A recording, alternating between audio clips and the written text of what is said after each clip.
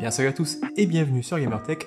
Aujourd'hui on se retrouve pour un essai d'un nouveau microphone USB avec le récent Elgato Wave 3. Alors, il s'agit du premier micro de la marque qui continue ici un peu sa percée dans le monde du streaming, et après carte d'acquisition, le Stream Deck ou encore le fond vert dépliant, c'est pas forcément une grande surprise et ça permet surtout à Elgato de proposer maintenant une gamme vraiment complète pour les joueurs qui souhaitent se lancer sur Twitch ou sur YouTube par exemple. Alors le constructeur a dévoilé deux modèles, avec d'un côté le modèle Wave 1 disponible à un tarif de 139€ et de l'autre le Wave 3 que je vais présenter aujourd'hui et qui est lui disponible à un tarif d'environ 169€. Alors les deux modèles ils vont fonctionner en USB et reprennent une conception assez proche avec comme principale différence des commandes supplémentaires sur le Wave 3 puisqu'on pourra directement ajuster facilement le gain, le volume du monitoring ou encore le mix entre le son du PC et celui du micro sur le modèle le plus cher des deux.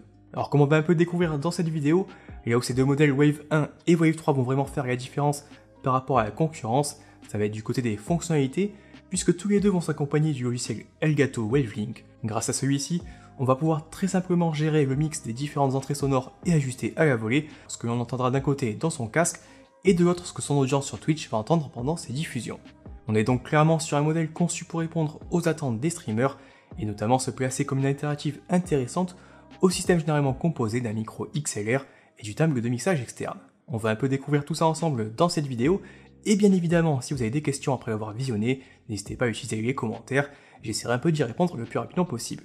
Aussi, je vous rappelle que vous avez évidemment en description tous les liens pour vérifier les derniers prix, et commander le Elgato Wave 3 si vous intéresse, et au passage, soutenir la chaîne. Allez, comme pour chaque vidéo, je commence rapidement avec un petit unboxing, et ici le microphone est livré dans une boîte reprenant les tons habituels de la marque. On va y retrouver quelques visuels du produit et ses principales caractéristiques. À l'intérieur on retrouve le Wave 3 déjà installé sur son pied, un câble USB-C, un adaptateur pour monter le microphone sur un bras, et enfin un manuel d'utilisation. Elgato propose également des accessoires pour compléter son setup, malheureusement vendus séparément. On pourra par exemple rajouter un pop filter qui viendra parfaitement s'adapter au Wave 3, qui est vendu au tarif de 29,99€, et on retrouve aussi un shock mount, donc pour limiter les vibrations, proposé de son côté à un prix de 49,99€. Il est aussi possible d'opter pour des petites extensions pour augmenter la hauteur du pied, et sont disponibles environ pour une dizaine d'euros. Alors comme souvent avec la marque, les tarifs de ces accessoires me semblent un peu élevés, et vu le prix du Wave 3, j'aurais vraiment aimé que au moins le filtre anti-pop soit directement inclus dans le bundle. Avant de rentrer plus en détail sur les fonctionnalités et les performances de ce nouveau microphone de Elgato, je fais quand même un petit tour sur son design et la construction du microphone. Alors comme expliqué un peu plus tôt, le modèle est livré directement monté sur un pied, de façon à pouvoir le positionner entre soi et son clavier, directement posé sur le bureau. La base est conçue en métal, avec ici un disque apportant une bonne stabilité à l'ensemble. La partie basse est recouverte d'un revêtement en caoutchouc, de façon à améliorer l'adhérence sur votre bureau, tout en réduisant un peu les vibrations. Le microphone en lui-même est ensuite monté sur un support à deux bras, cette fois-ci malheureusement en plastique. Alors face à un Blue Yeti X que je vous ai présenté il n'y a pas très longtemps, ça fait un peu cheap, mais l'ensemble devrait sans aucun problème tenir dans le temps si vous êtes un minimum soigneux avec vos affaires. Deux vis permettent de gérer l'inclinaison du Wave 3, mais également de le déloger de ce support afin de venir l'installer sur un système de suspension vendu séparément, mais ça j'y reviendrai un peu plus tard. Le support peut aussi être dévissé de sa base, de façon à venir s'installer directement sur un bras ou une perche, et la marque propose directement un petit adaptateur dans la boîte afin de s'adapter à la plupart des supports. En dévissant le support du microphone, on peut aussi venir placer des rallonges comme j'ai expliqué un peu plus tôt. On peut ainsi passer d'une hauteur de 22 cm à environ 32 cm, de façon à positionner le Wave 3 directement devant la bouche. Alors ça c'est plutôt pratique, même si encore une fois j'aurais aimé que ces extensions soient directement livrées dans la boîte et pas forcément vendues séparément pour une dizaine d'euros. Concernant les supports externes, notez qu'à l'heure actuelle, Elgato ne propose pas réellement de bras dédiés pour ces nouveaux microphones. On peut par contre opter pour la combinaison d'un kit multi-mount et d'un flex-arm que je vous ai déjà présenté en vidéo. Alors c'est pas forcément l'idéal, mais j'imagine quand même que la marque nous prépare un petit support plus adapté et intuitif. Place maintenant au microphone en lui-même, et ici le premier point qui saute aux yeux c'est vraiment son format, puisque ce Wave 3 est plutôt compact. Avec des dimensions de 153 x 66 x 40 mm, le modèle se veut plus petit que la plupart de ses concurrents, et c'est plutôt un bon point selon moi. Posé sur un bureau, il saura se montrer plutôt discret, et monté sur un bras, il évitera de prendre trop de place devant votre écran. Côté construction, le châssis est conçu dans un plastique noir mat et s'accompagne d'un maillage métallique sur l'avant et l'arrière qui va recouvrir la plupart de sa partie supérieure. Visuellement, c'est plutôt réussi et on reste dans l'esprit des produits de la marque, et n'hésitez pas un peu à me dire dans les commentaires ce que vous en pensez. Sur la partie basse du microphone, on retrouve une molette multifonction offrant différents réglages sans forcément passer par le logiciel de Elgato.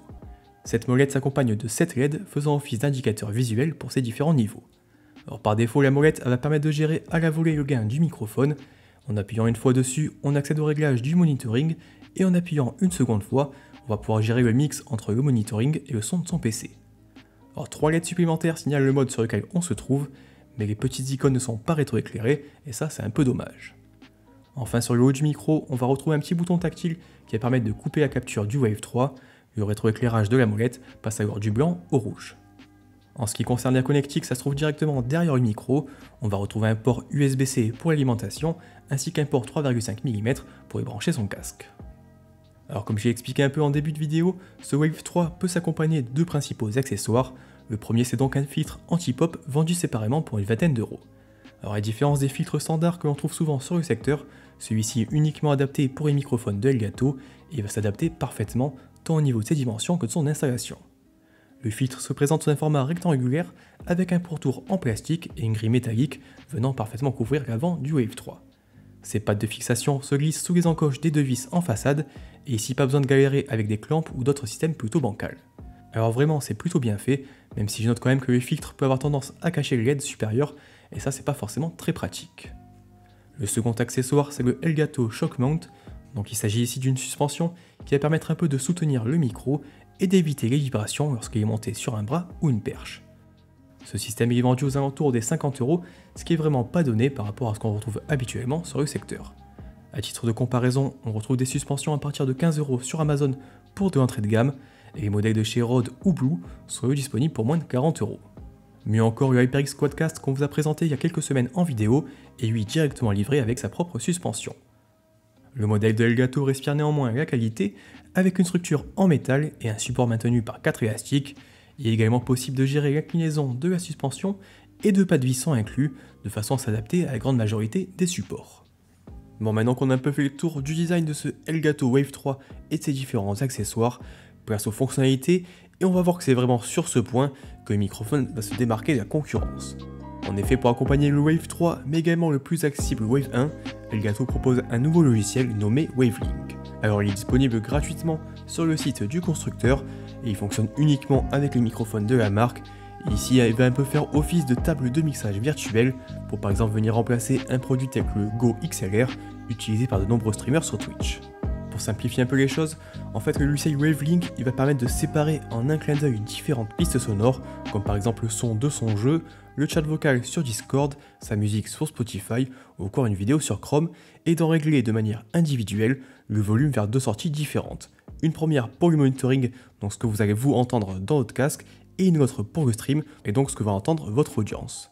Alors pour vous donner un exemple facile à comprendre, avec le Elgato WaveLink, vous pouvez par exemple désormais décider d'écouter la musique sur Spotify à un volume de 80% dans votre casque, mais de ne la diffuser qu'à un volume de 20% sur Twitch, ou tout simplement de la couper pour votre audience. Alors le logiciel peut paraître un peu complexe à prendre en main lors de la première utilisation, mais l'ensemble est finalement assez simple à maîtriser. Une fois installé sur votre PC, WaveLink va en réalité ajouter une dizaine de sorties audio virtuelles sur votre machine, qu'on va ensuite retrouver sur le cadran supérieur du logiciel. Alors par défaut, elle se nomme par exemple WaveLink Voice, Game, Voice Chat ou encore Auxiliaire, mais on pourra les renommer de façon à plus les adapter en fonction de ses propres besoins. La partie inférieure présente les deux sorties, avec donc d'un côté le Monitor Mix et de l'autre le Stream Mix. Donc le Monitor Mix correspond à ce que vous entendez dans votre casque, et le Stream Mix à ce que votre audience entend lors de vos diffusions. Pour cela, il suffira de sélectionner l'option WaveLink Stream sur votre logiciel favori, comme par exemple OBS ou Streamlab OBS. À côté de chacune de ces deux sorties, on va avoir une petite icône qui permet de surveiller le rendu de chacune de ces sorties et de passer de l'une à l'autre à la volée. On peut ainsi vérifier à tout moment ce qu'entend l'audience de son stream. En haut de l'écran, on va avoir un bouton qui permet d'accéder aux paramètres sonores de Windows, et c'est depuis cette fenêtre qu'on va venir affecter une source sonore à l'un des canaux du WaveLink. Alors pour continuer sur notre exemple de la musique, on va par exemple sélectionner la sortie WaveLink Music pour Spotify. De retour sur la fenêtre de WaveLink, sur le canal Spotify, on retrouve bien sa musique et il est alors possible de gérer le volume de sortie au niveau du monitoring ou du stream et de carrément désactiver l'un ou l'autre. Ici, si on mute par exemple la partie diffusion, on continue à profiter de sa musique, mais les viewers du stream ne l'entendent plus. On peut ensuite réaliser cette même opération avec toutes les sources sonores que l'on souhaite, en affectant depuis les options de Windows une sortie différente à son navigateur web, à Discord, au son de son jeu ou encore à un second microphone par exemple. Aussi un autre point important à souligner, c'est que vous n'êtes pas forcément obligé d'utiliser un casque branché sur le Wave 3 pour utiliser ces options de monitoring, et ça c'est plutôt un point intéressant si vous avez par exemple un casque gamer en USB ou un casque sans fil. Aussi, si vous disposez d'un Stream Deck, vous pouvez également contrôler les options du Wavelink directement depuis celui-ci. Alors pour cela, il suffit tout simplement de mettre à jour le logiciel du Stream Deck, puis d'installer le plugin Wavelink. Lors de l'installation, il est même possible de charger automatiquement un profil complet, avec déjà une flopée de raccourcis, pour gérer par exemple le volume de ces différents canaux en un clin d'œil, mais également de basculer entre la sortie Monitor Mix et Stream Mix à la volée, sans forcément ouvrir Wavelink pendant votre live. Allez, maintenant pour terminer cette vidéo, je fais évidemment le point sur les performances de ce Elgato Wave 3. Donc depuis le début de la vidéo, je suis bien évidemment en train d'enregistrer avec le micro, donc je pense que ça vous a quand même donné une bonne idée de la qualité de capture du micro, et vraiment il n'y a pas grand chose à redire, ça suffit largement pour streamer et échanger avec les autres joueurs, vraiment une très bonne qualité. Et ce que je vais faire maintenant, c'est que je vais comparer un peu au Blue Yeti X que je vous ai présenté il n'y a pas très longtemps, mais également ici au micro du Sennheiser GSP 550. Alors pour ça, je vais tout simplement récupérer un petit article sur jeuxvideo.com et je vais vous le lire et puis je passerai un peu d'un micro à l'autre pour que vous puissiez voir un peu les différences. 7 ans après, c'est le temps qu'il nous aura fallu attendre afin de découvrir de quoi était fait la vie de Joel et Ellie après les atrocités qu'ils ont vécues et endurées. C'est temps à imaginer comment Naughty Dog allait pouvoir concrétiser ou non les fantasmes de millions de joueurs restés pantois face à ce plan final de The Last of Us, chargé d'une émotion intense mais surtout d'une multitude de questions. La réponse est enfin là, et comme nous pouvions nous en douter, elle sera synonyme de tendresse, d'émerveillement, mais aussi de beaucoup de souffrance. Alors ce que je vais faire aussi, c'est que je vais maintenant un peu taper sur le clavier en même temps que je lis cet article, et ça permettra un peu de voir ce que ça donne au niveau des réductions de bruit. The Last of Us fut un jeu aux influences ouvertement cinématographiques, et nourri par son envie de raconter une histoire poignante entre un homme et une jeune fille sur fond de pandémie, ayant décimé la plupart des êtres humains. Quand on y regarde un peu plus près, le titre de Naughty Dog n'innovait pas forcément dans son gameplay, ni même dans ses références, le tout se situant à la croisée des chemins de I Am Legend et de La Route. Pourtant, The Last of Us est aujourd'hui considéré comme un chef-d'œuvre. Comment expliquer cet état de fait s'il tient tout d'abord du ressenti personnel de l'histoire, il passe également par le travail sur ses personnages principaux, dont la relation évoluera tout au long du jeu, jusqu'à faire naître des émotions perdues chez Joel à l'égard d'Ellie, passant de simple colis à un substitut de sa fille perdue.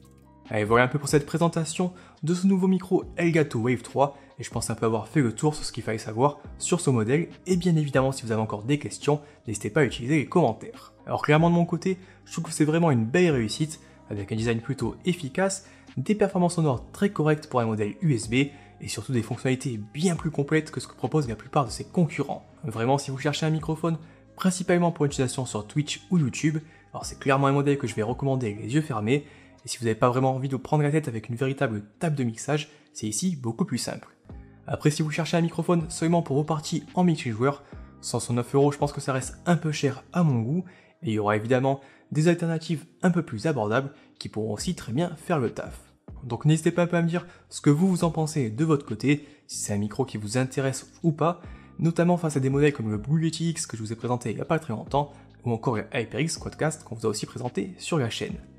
Au passage, si cette vidéo vous a plu, n'hésitez pas bien sûr à mettre un petit pouce bleu, à la partager ou encore à vous abonner. Et moi de mon côté, je vous remercie d'être toujours plus nombreux à nous suivre et je vous dis à la prochaine.